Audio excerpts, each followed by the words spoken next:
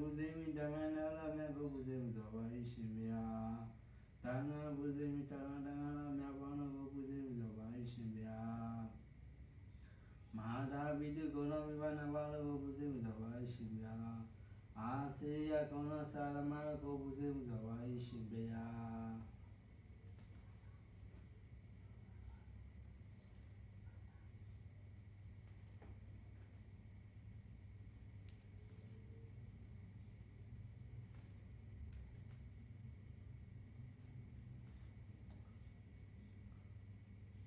ဩဃာဒဩဃာဒဩဃာဒဩဃာဒကာယကံဝစီကံမနောကံတဝတ္တတခရိနောဖြစ်တို့ကို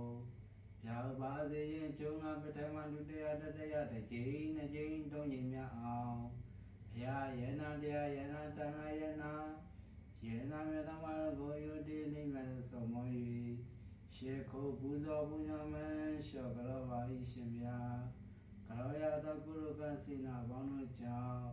အပေလေးပါခတော်မရဲ့ပြည့်ရှိပါယန္တိမျိုး၅ပါးဝိပတ္တိ၄ပါးပြည့်စုံလိုက်၅ပါးလုံးမှာအခါခတိတ်ကုန်၍မေတ္တရားဖို့တရားနိဗ္ဗာန်ကိုနေမြန်စွာရပါလို့ရှင်ဗျာ